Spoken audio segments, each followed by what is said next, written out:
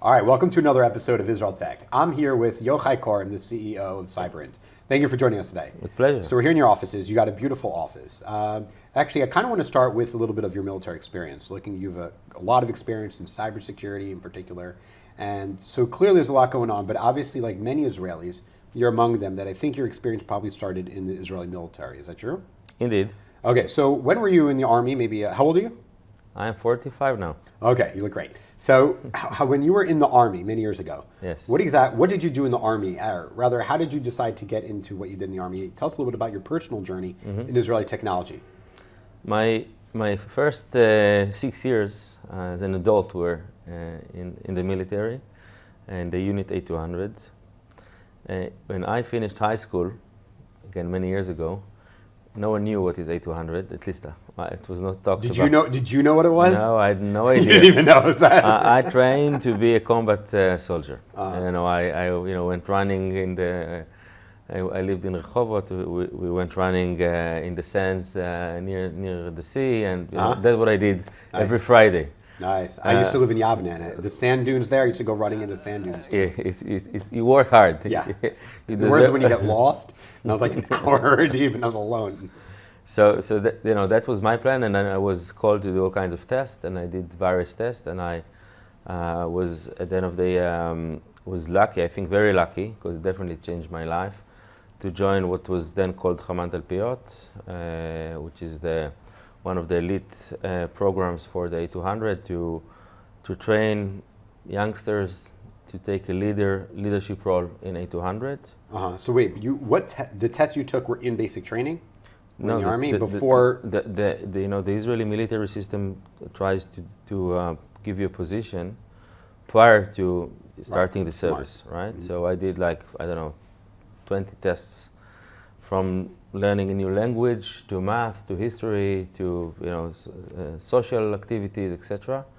And so I didn't start I was not enlisted. I went to a half-a-year course prior to the formal military service,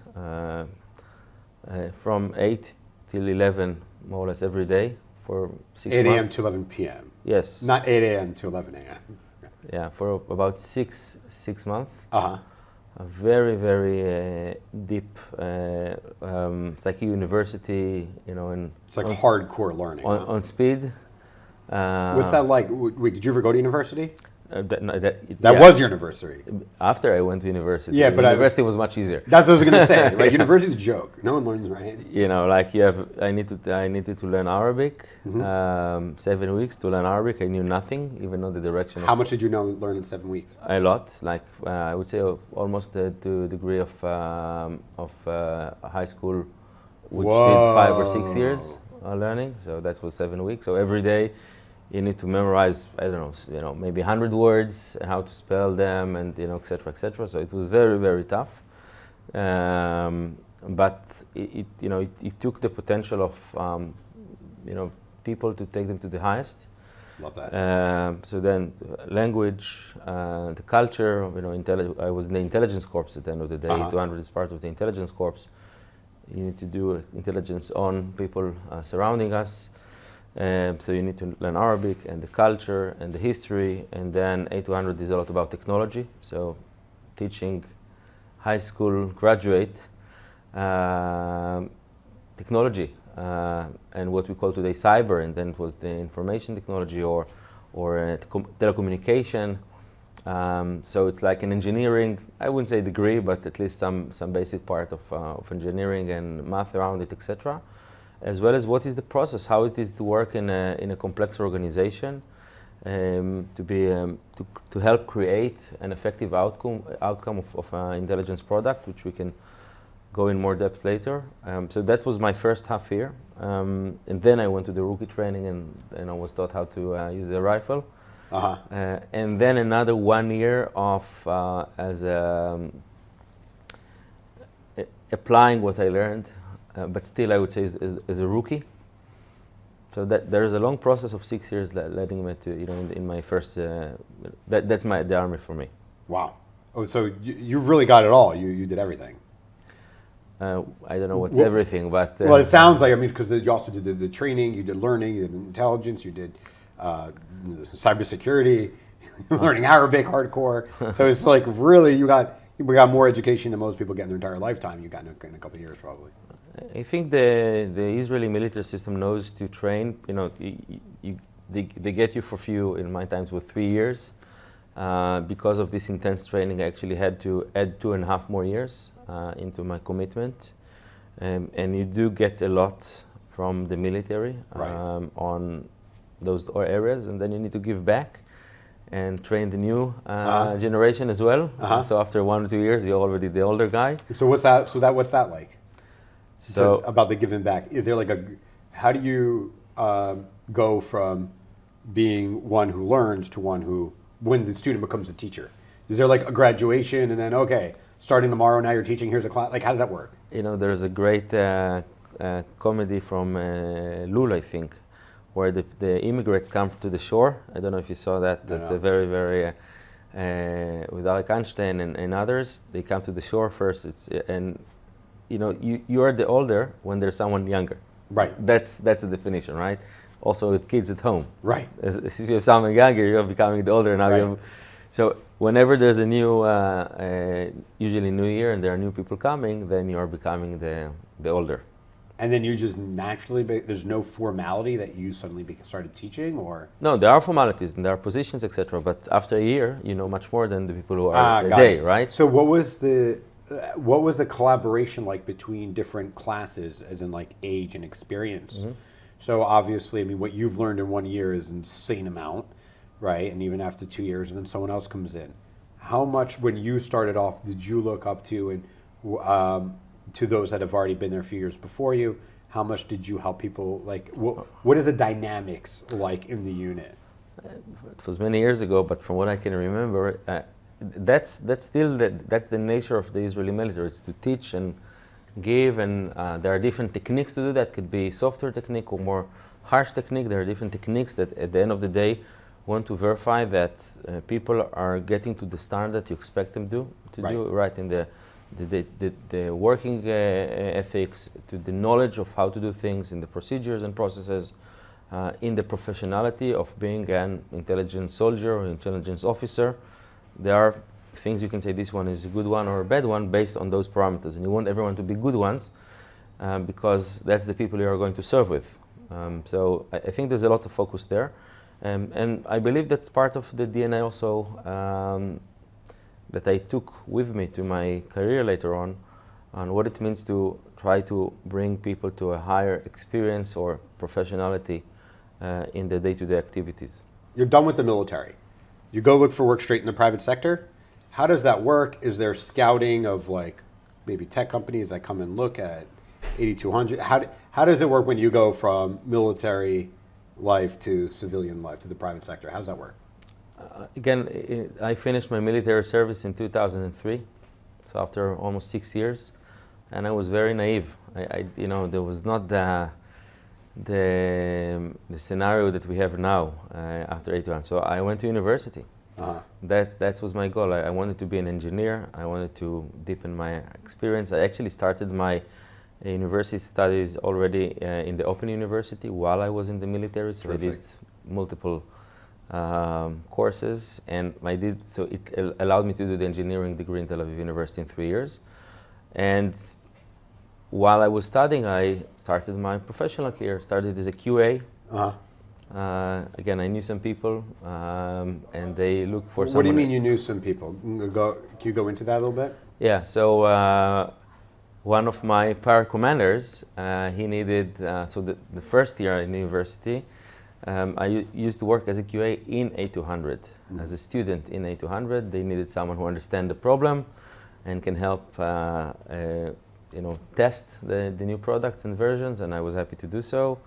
Later on, I moved to ELTA. They again looked for someone with my intelligence experience, so definitely there is a reason I'm saying that this decision to start the A200 career shaped my service, shaped my career. It's not that I planned to do so, that was the outcome. So they look for someone with my specific intelligence experience to a project that was developed in ELTA, in the Israel Air Force, not Air Force, IAI Israeli. Aerospace Industries, yeah, thank you. So I did another 2 years as a student job there, doing QA and all kinds of other, I would say, product capabilities. When I finished my student position in IAI and I became an engineer, I looked for a job and I found Metalink, which did the chipset for Wi-Fi. And the person who interviewed me was also from 8200. So from him, it was not only my... You didn't know him from 8200? I didn't know him from 8200, but the language we had... The alumni... Okay, this is beyond an alumni network. Because exactly, when I go to an interview and someone asks me, so what do you do in the intelligence, and he was not in the intelligence, I cannot say anything. Right. So I cannot explain that I did very complex development of projects, that I did requirement collection and definitions, and we worked on implementations of very sophisticated programs.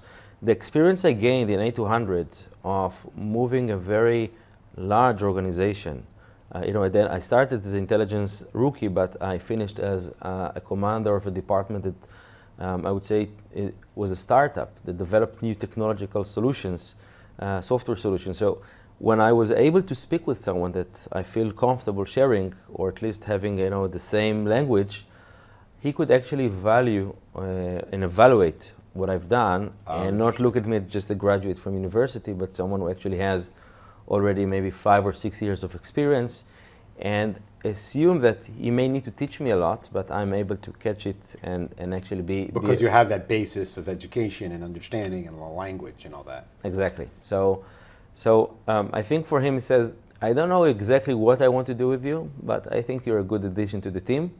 He took me. 2 weeks after, he told me that he's going to another job. so I had no one. So he knew that. He was looking to help find a replacement. I don't know. He was too young to take his job. He has more experience and intelligence than you did, I guess.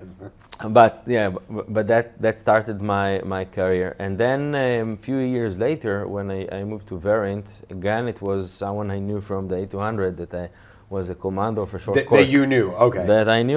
So were you looking for? So this is so uniquely Israeli, that right? Like, oh yeah, I just knew the guy. Yeah. The company I worked for.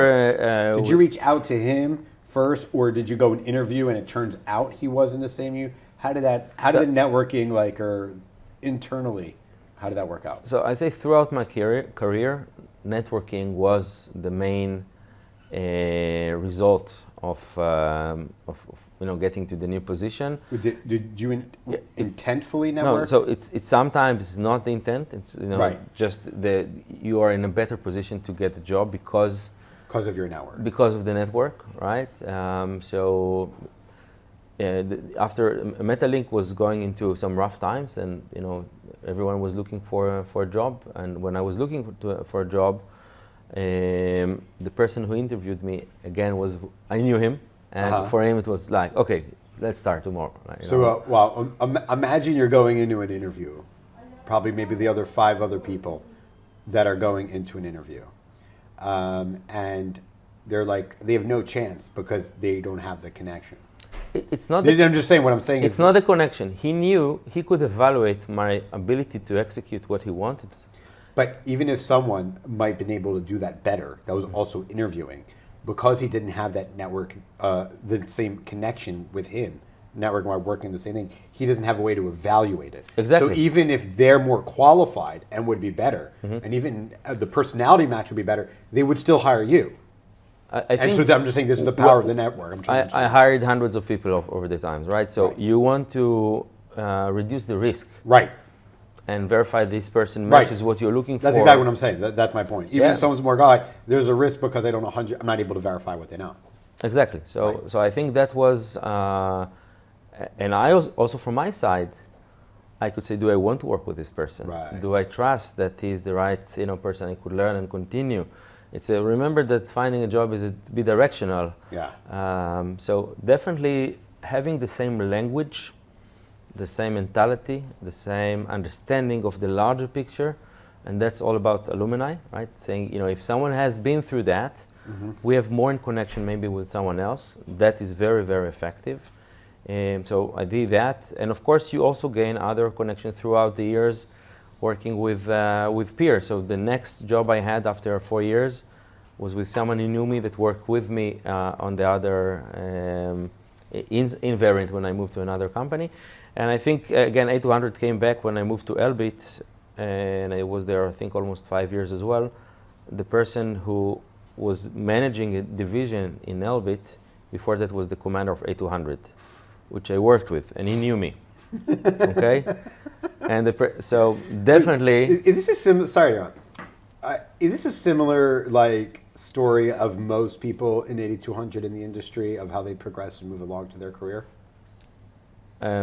Or you're like exceptional, like uniquely networking or have those connections or being able to place through? Or is this, if I spoke to many other people, let's say in C-suite roles in cybersecurity companies such as yourself, would they also give that, and if they were in Shmoneh time in 8200, would they also, would they have a similar kind of directional story of their connections placing them? I think I was in A200 for 6 years. Okay. Okay. You saw it all. I don't know if I saw it all, but I definitely had many people I met. Right. I was in a leadership position. Right. Okay. Okay, as an officer, so I was able to create working relationship with many people. Got it. And as such, I think I created a great alumni and people that felt. Maybe some people don't want to work with me, right? That's cool. That I'm sure that happens as well. But some people do want to work with me or appreciate what I've done. Over the years, don't remember the bad stuff, right. all possible. Hopefully. But and so I think as you are longer in one organization, you get more. The great thing with A200 that many people change. Right. So if you work in one company, there's not a lot of people changing, right? In the military, there's always people changing. Oh, fascinating. Okay, so I met, I think, thousands of people. And there was, I think, one more thing that helped me over the years that is maybe not standard to other people. I won a competition for IDF, which is called the Israeli History and Heritage Competition. It's a global all IDF competition, and I got #1. For what? What's the topic on history? Yeah, it's about history, culture, and heritage. Oh, no military. way. Yeah. Love that. In Hebrew it says it's called Moreshet Krav. So I was there. It was a very long competition. You go from the battalion level to the brigade level to division to the entire intelligence and the entire military. That's super cool. Yeah, and when I finished and I had this degree or certificate that I'm #1 in IDF in this area, so what do I do with it? And I decided... Put it on the wall. That's it. That was one option. But I thought I think I have other responsibilities than just... I agree, yeah. And I decided to help my team members, my fellows in the unit, to tell them if they want to hike, if they want to travel, if they want to do a Tiul. Tiul in Hebrew is a word that has no exact translation to English. Right, right. Okay, in Australia, I heard this about walkabout, but it's going to nature, doing a small hike, small trail with the family, with friends, and enjoying nature in a way. And I thought that's something I'm really good at. I actually got a certificate. You just give them away, huh? Let's give an idea. So every weekend, I would send an email to the entire A200 with the notion what will my recommendation where you should go for the weekend. A nice spring, a nice hike, a nice viewpoint. So you're also like a marketer, a content in a sense. Exactly. I can relate to that. So I did it for a year. So everyone in A200 knew. I didn't send it from my email. I sent another email. I set up another email box, but everyone knew who I am, and they saved. And when I finished the military service, they said, "Hey, we saw you used to this weekend recommendation. Can you continue?" So I said, "Okay, but I don't have access to the internet inside A200." So I went to the internet. It was a new thing for me back in 2003, and set up a website for those recommendations. It's called Tiuli. What a great name.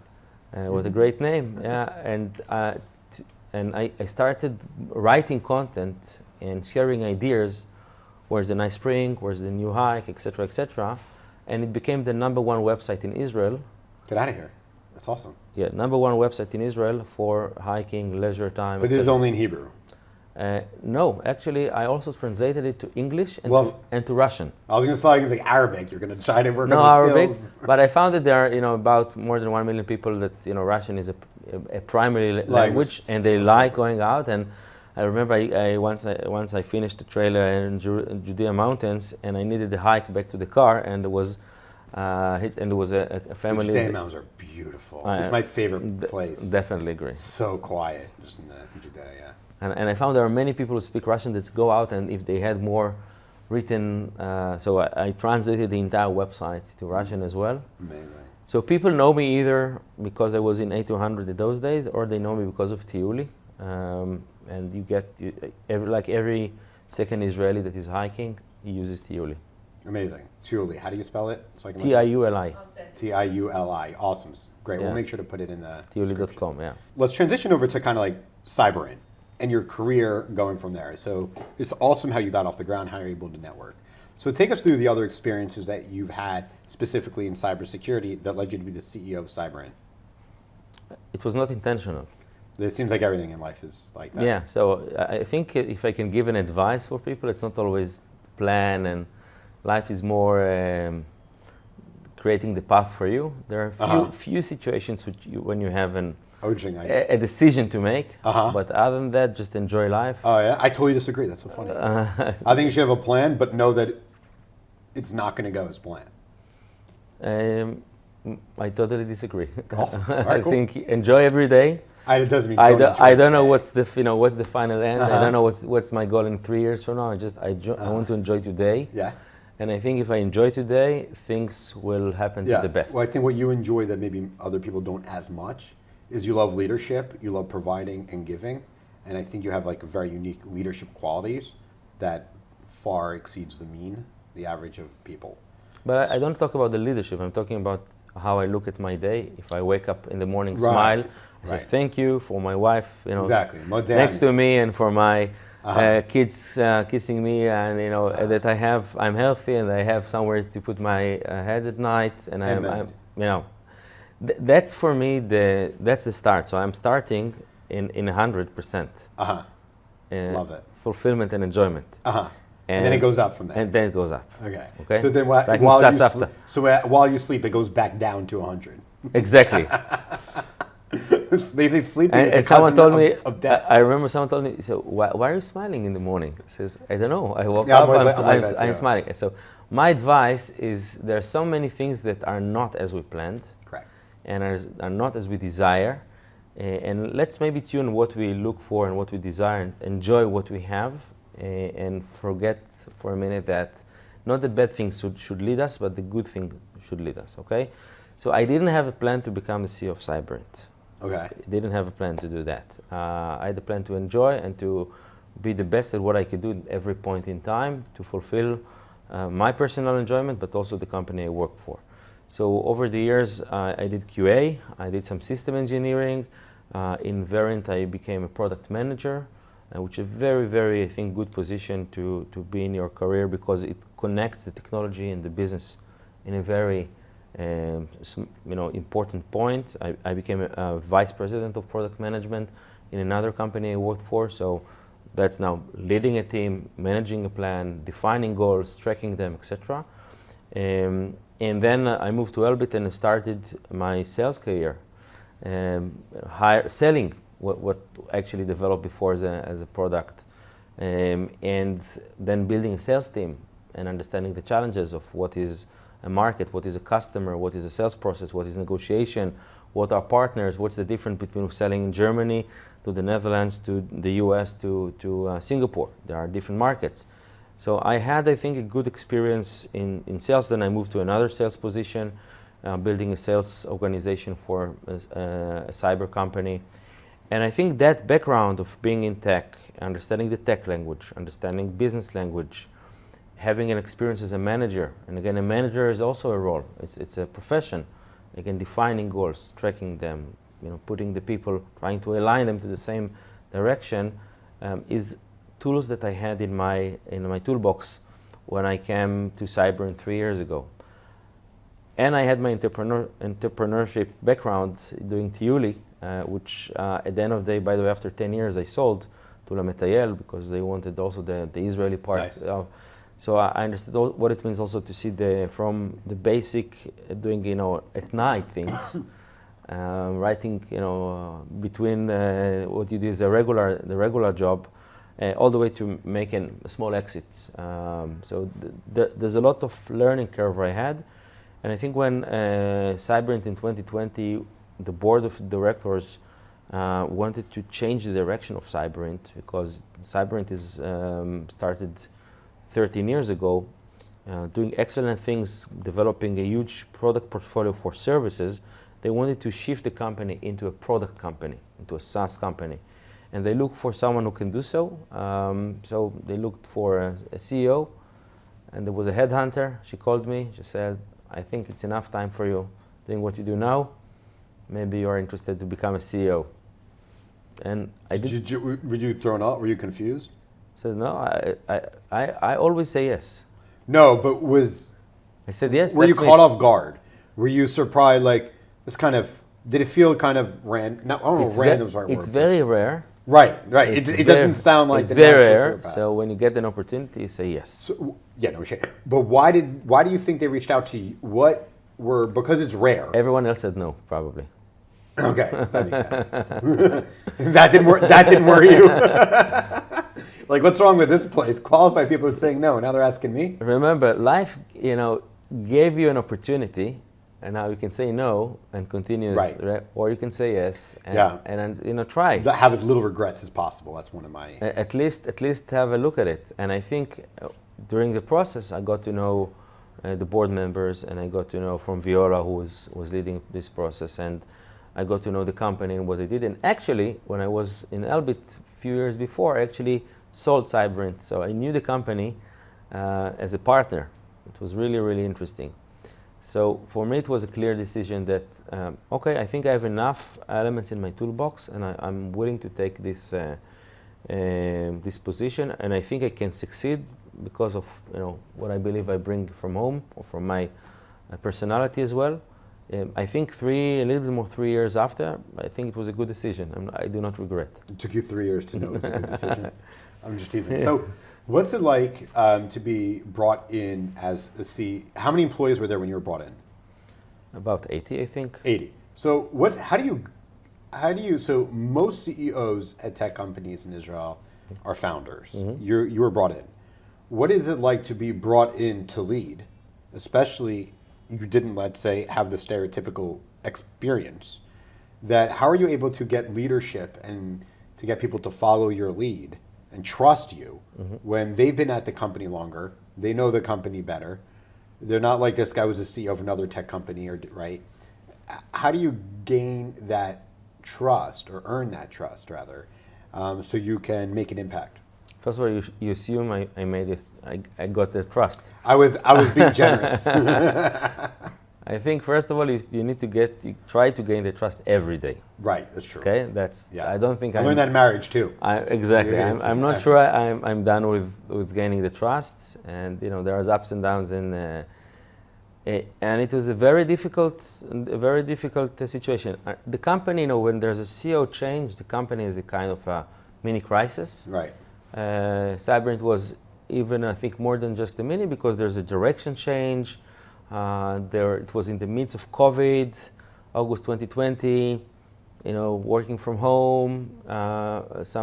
In order to reduce cash burn, there was some layoffs a few months before. So I think the atmosphere in general was not the highest. Okay? Right, the morale wasn't very strong. So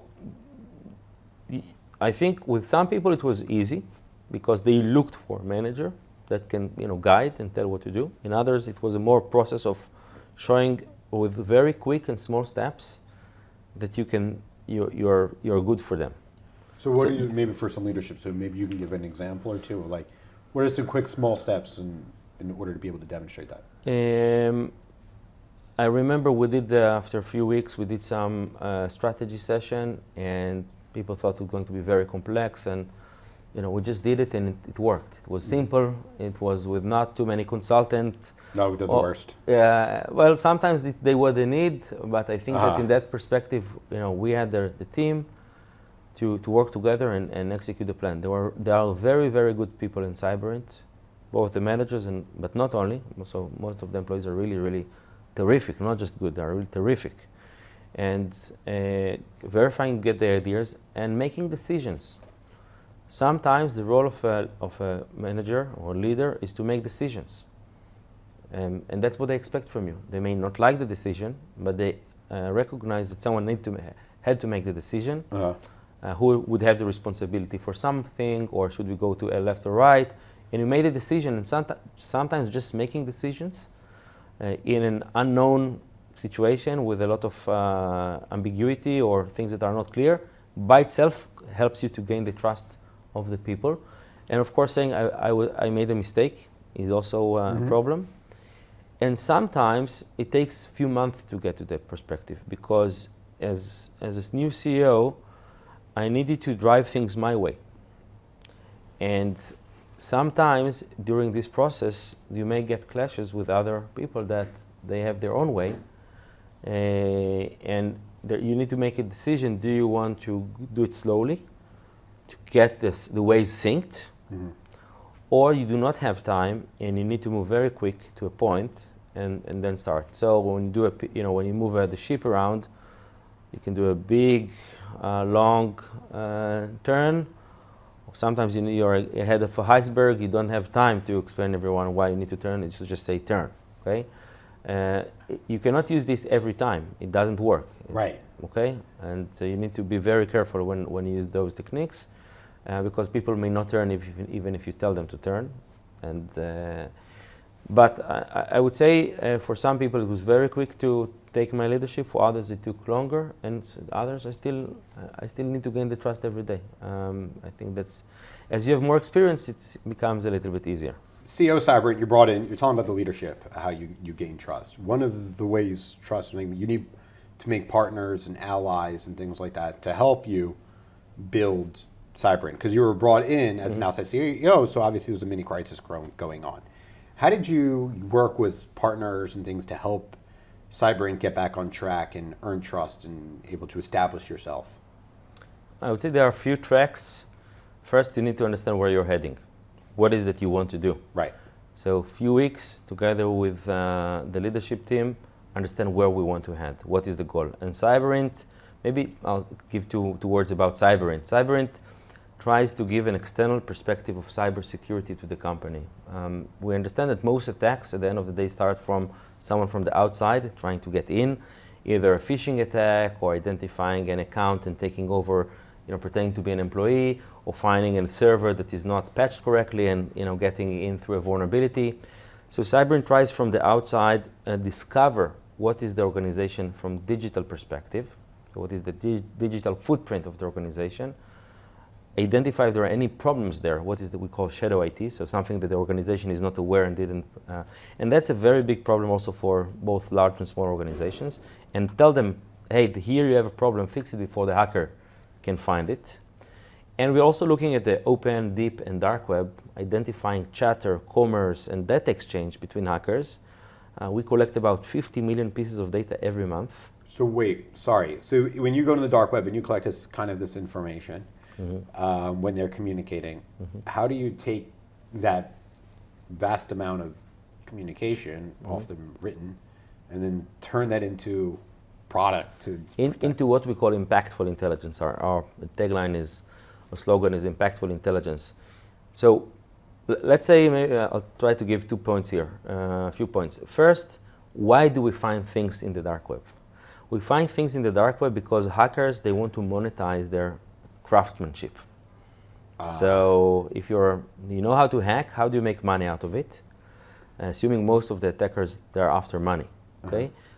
So they may know how to get your password, but it's not their business to go into your bank account because they don't know how to pull the money and move it to their account. It's an operation that is not in their experience. So they will sell your password. So there's a lot of commerce and data exchange. We're talking about millions and millions of millions So someone found an open desktop, remote desktop open for a company.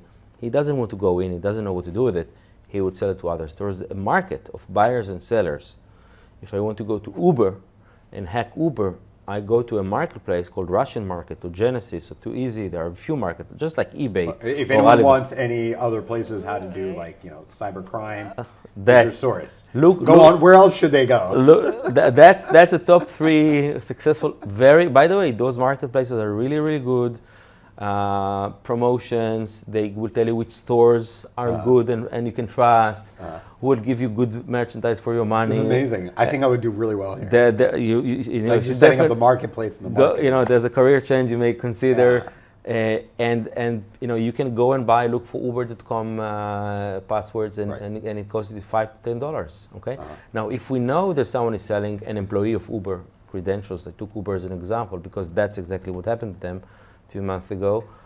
If I tell you there's someone selling those credentials, you may remediate, or in this case, reset the password, and then the password is not effective anymore. So our goal is to identify those things that are happening there and tell the company, hey, you should take action upon that. So what we develop is, I call it today, we use machine learning and AI and all kinds, but we actually develop a technology that tries to take from those 50 million pieces of data we collect every month, say, hey, this is yours, and this is the risk, and this is what you should take and do in order to remove or remediate the risk. So you proactively reach out to companies and say, hey, I got your keys. Someone stole your keys and I found them, basically, right? So let's define between existing customers and prospects. So existing customers, that's our responsibility. That's right. why they pay us. They pay you. Okay, good. So yeah, let's go into your business model. They pay us to tell them where there are problems so they can fix them before the hackers will utilize them. Right. Okay. Our goal is to fix the problem where it's very, very small before it becomes a real headache for the management. And there are many things we find. The way we measure our effectiveness is whether the company actually took action on what we gave them. Right, touche. So we don't want just to we don't measure ourselves from how many data or alerts we provided. We're measuring what is the feedback and outcome coming from those alerts we provided. And that's why we call it impactful intelligence. That's, by the way, goes back to my intelligence career. And one of my positions as a reservist, I was an intelligence officer of an armed brigade. And the brigadier told me, let me tell you what's intelligence. I said, you will tell me? I did it for 20 years now. And you have 3 roles as an intelligence officer. First, collect data. Today, very complex. You find a lot of data. Great. Second role, identify that, do the analysis. For example, identify that although I found only 1 observation post and 1 anti-tank missile position, where actually this is 2 elements out of 80 elements of an ambush. Right. Okay? Now, that's my intelligence ability to find, and then second layer, analyze this as an ambush. But the only important role I have is to tell, and now I go to the brigadier and tell him this is an ambush. If he doesn't change his plans, he doesn't need me. I'm only measured if I'm able to influence my boss, in this case the brigadier, plans, and make an impact. So Cyberint is all about making an impact, not measuring how much good we are in collecting data, but actually how we change what the organization is doing, and we are measuring this continuously. At the end of the day, our goal is to reduce risk in a quantified manner. So the organization say, okay, I invested X dollars, and I was able to reduce my risk in that amount, and that's why it's worthwhile for me. Cyber insurance probably must play a way for you to sell Cyberint, because if they're able to use Cyberint and therefore make an impact and lower their risk, do they find their premiums go down? Do you use cyber insurance in your business model, or do you even collaborate with cyber insurance companies? Maybe they want to bring you in, just like a homeowner insurance. You know, they want to make sure you do smoke detectors and all this and that. So in a sense, they're friends with each other to help lower our rates and keep my house safe. Does that work like that in the cyber industry as well? In some way, yes. First of all, we have a very effective collaboration with Menorah. They're a big insurance company. They're a big insurance company in Israel. They're also invested in Cyberint, and actually we help them quantify the risk. For some of the companies, they provide cyber insurance too. So, okay. So definitely we understand it. But I swear I didn't know that. But no, that's I promise some surprises here. I have some more for you. The reality is that we enjoy working with companies that don't wait for the insurance. The insurance is put in place when something bad happens, right? Right. And the insurance company wants to give you guidance on what you need to do to reduce the chances it will happen. Correct. In most companies we work with, they don't need the advice from the insurance to tell them what they Right, because they have other, more than economically getting hacked, the loss is so huge. Exactly, so there was the chief information security officer, and there's a full organization inside the company that is responsible for reducing the cyber risk. And then they need to check whether Cyberint fits into their framework, and assuming we do, are we better than other companies? And I think what we've done in the last 3 years, and we're able to demonstrate it hundreds of times with customers that chose us at the end of the day, that we're able to be more effective, more impactful in reducing the risk, in making the team use the platform in a worthwhile manner. And we really grew dramatically over the last 3 years, almost quadrupled the business size. We are 160 people today in Cyberint. And I think our vision is for a few more years to really grow, continue to grow. So cyber insurance, we're not waiting for them. Right. We want to verify they only pay the premium, but they don't need to activate the insurance. Right. That's our goal. Right, very nice. So Menorah is a partner, that's cool. How did that partnership come about? And what other partners do you use, both whether they've invested or that you're able to leverage their technology, network, or services if you'd help serve your customers? So I would say I started going back to when I joined Cyberint. We decided where we want to go. It was one layer. Where do you want to go and verify you're all going to the same direction? And then you need to go to the market. So for every CEO, there are a few questions. First, is there a product market fit? Is the product answers a problem that the market wants to be solved? Sometimes you have a solution, but there's no problem. Yes. Right? Sometimes it happens. Life is full of solutions. Especially for technology entrepreneurs, they find a solution, but in many cases the problem is not big enough, or it's not worth, or there's no problem at all. So when I came in, I wanted, and remember I had many prior works as VP sales and VP product, so I had many connections. So I called my friends and people I worked for the last 5 years. Network definitely helps, but not only from A200, also for other people I worked and sold to in the past, and say, I'm now the CEO of this company. I want to show you what the company does, and I want your advice and your feedback. And I got a lot of feedback, and we tuned it back in. And sometimes the feedback was, hey, that's exactly what I need. So I said, okay. Was that your intention? Of course. I'm trying to make sure. It was both sides. Well, you were in sales, so. I always sell. Okay. Ask my wife. I wanted a genuine feedback because I can think that I know everything, but the other side would give me other perspective. So in some cases it was really good perspective, and in other cases they pay, hey, that could be interesting for us, and how much will it cost? And I didn't know, so I invented the price, and it gave me also some understanding what should be the price to the market, starting to learn the competition. And if they said no, I could ask why not. That's also very effective. And sometimes we went into POC and we lost. At the beginning we lost a lot of POCs, but we understood why we're losing, because we actually had a friction. So the first few months, and maybe even a year, was to get the product market fit right. What is the problem they want to solve, how we solve it, and we need to do it better than the competition. Okay, so that's, and then you go to the expansion to actually, once you have that right, the product market fit right, you expand, you go to market machine. So how do you get to more audience, how you do the marketing, how you do the sales, and events and partners and all of that, but you must have a good product market fit. Once we had it and we were able to execute few successful sales, I need to bring more money to the company. Okay, that's, a startup. People ask me, are we a startup? 160 people, is it a startup? And I would say for me, the main definition is first on the notion, the DNA of the company, right? Right. But from a financial perspective, are you making money or are you losing money? Right, I was going to say, are you burning? Yeah, so we are burning money, meaning the current shareholder thinks that if we burn money, we're able to raise the value of the company more than if we're not burning money. Okay, so it's an investment. They are continuing to invest in us. So there are a few very, very important investors for Cyberint in 2014. Dov Barav, Zor Zisipal, rest in peace, that invested in Cyberint. Then Viola joined, nice. I think 1918.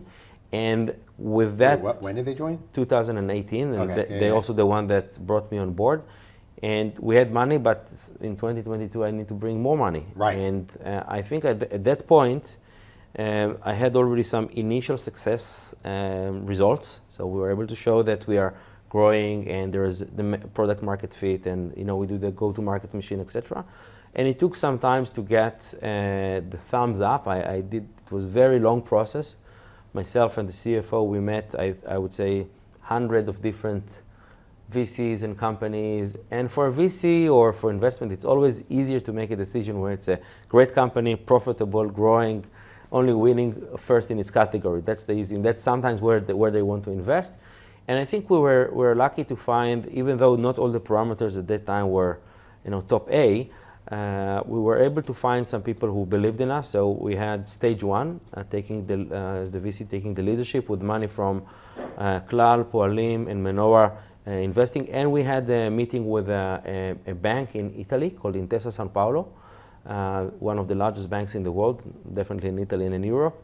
And they said, okay, let's bring the cyber team to see if what you're doing is good or not. So wait, how did you do they have a branch here? They do not have a branch. So how does it work? We use the banker in Israel, a company called Cookerman, and they introduce us to different people. His name is Hookerman. Cookerman. Oh, Cookerman. Yeah, I don't know, that's better. Okay, yeah, go on. They helped us, so I'm happy to say their name. And they were able to connect it to this investment team. Got it. So they're well networked. And so. And they brought the cyber team. Why? But before you get that, why do they think they're a good fit? Like what they're able to do is they know they know all the banks. Let's say the large ones globally. They know anyone that invests. The bank had an investment arm. And they know what their specialization or what they're looking for. Exactly. And then they say, we think we might find what you're looking for. You guys have a meeting and you take it from there. Yeah, and they say, okay, we don't understand cyber. Let's bring the cyber team. The bank had an advantage because they're someone that can actually do a proper evaluation for our technology. And they said, wow. Wait, they have an internal cyber team? Yes. Doesn't every large bank have an internal Yes, cyber but not every large bank has an investment. So sometimes some investment firms do not have a cyber expertise in-house, so they bring consultants. They had. The bank investment division within that had a cyber. Exactly. And they said, although we have two other solutions, this looks like that's a much better one. So not only they became an investor, they became first a client. I love that because we have a lot of clients that we use their technology, like marketing technology companies, that they work with us, and then we work with them, and we work with them. And it's a true partnership. Yeah. And together we raised $40 million. Wow.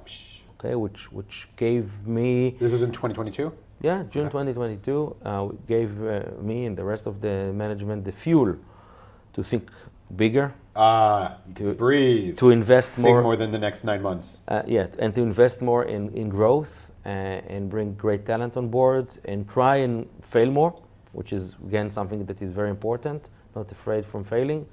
I have one of the VP says, fail fast.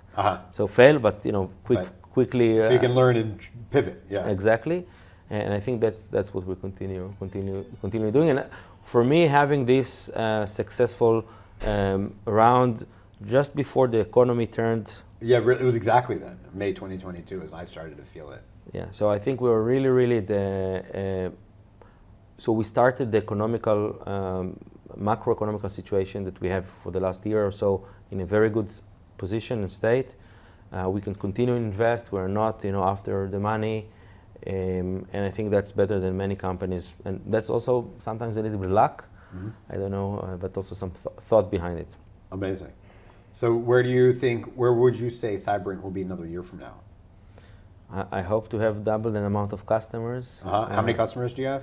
We have more than 200 customers. Very nice. And can I ask you about your revenue and? No. No, or valuation? No. Okay. You can ask. I mean, I wouldn't stop you from asking. I'll say the question something else. You like saying no. We are, at the end of the day, there's a graph, right? And you want to see the graph going up, right? Right. And the graph is going really, really nicely upright in all parameters. So. Amazing. And so you're, just to kind of understand, your customers, are they governments too, or just enterprises? So we mostly work with enterprises because we find the sales cycle to be much quicker. And when then what? Then SMBs? Then government. Oh, right. Yeah. Then government. Government. And when someone sees a good technology, they will say, if I have the money, and we can ask the question in the beginning, do you have the money? If you think it's good, they will buy. Government is much slower, but In Israel, for example, we work with Gov.il. So you look at the central Israeli portal for citizens, where you take your driving license and many others. So we're working with them, and we work with many other Israeli companies. We found in Israel it's not just a customer, it's part of our commitment and giving back. I thought that's a common theme as I do these interviews. Yeah. Is that like first and foremost, how can I give back to the country and the people that have given me and my family so much? So we are now in the midst of Iron Sword War. So we have about 15% of our employees now being. So how are you guys affected by the Hamas atrocities? Very much. We have again many people that are actually now in the military. So imagine that as a CEO, 15% of your workforce and a very smart people and important and managers. Right, probably the most technologically brilliant people in your company or intelligence people. Right. So we have people from all parts of the company that are not working for you anymore in one day. And you didn't plan a handover session or transition, and you still need to serve your customers. And imagine that some of the people. How are you doing that? How are you closing the gap? So, and myself included, by the way, I am part of the team that is actually in reserves. Okay, there's no easy way to solve the gap. What we've done is we reprioritize, decide what's not critical for now. Let's put aside. We have 50 people outside of Israel. So what we are actually using our bigger team to take, get below the and help everyone do so. We've shifted the work around between different people in the U.S., in Asia, and it's very successful. And we work harder. So some people actually work 6 days or 7 days a week in Cyberint, okay, to cover for other people that are not here for now.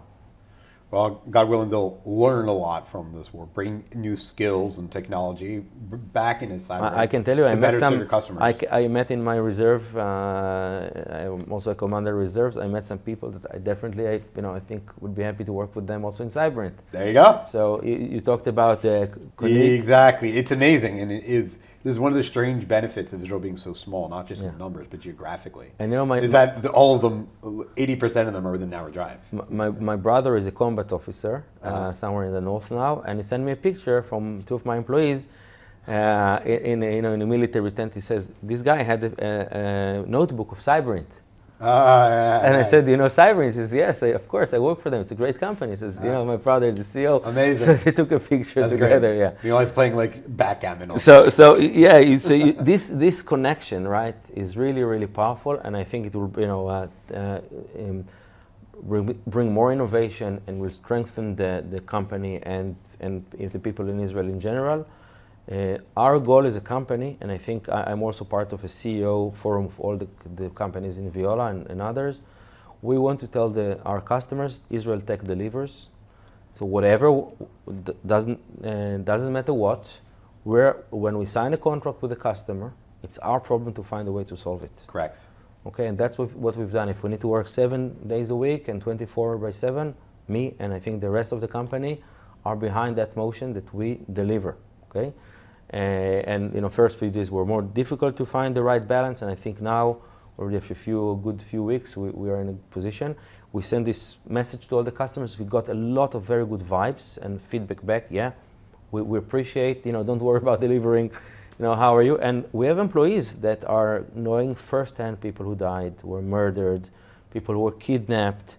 So it's not only people who are in reserves, it's also the other layers, right, of people that their families in reserve and now they need to take care of the kids, or people that emotionally are affected. So I think being a CEO in COVID, being a CEO in a war, in the macroeconomic situations, I think Israeli CEOs have, I think, very good school and are gaining a lot of experience that will help me definitely going forward in managing. And I think if someone in a VC or someone that wants to invest in Israeli tech, I identify and understand that the quality and the experience we gained here is not similar to many other places, and I think makes us both tougher and most focused, and we get the job done. I can't think of a better way than to end it that way. Yochai Corem, thank you so much. Thank you. Enjoyed.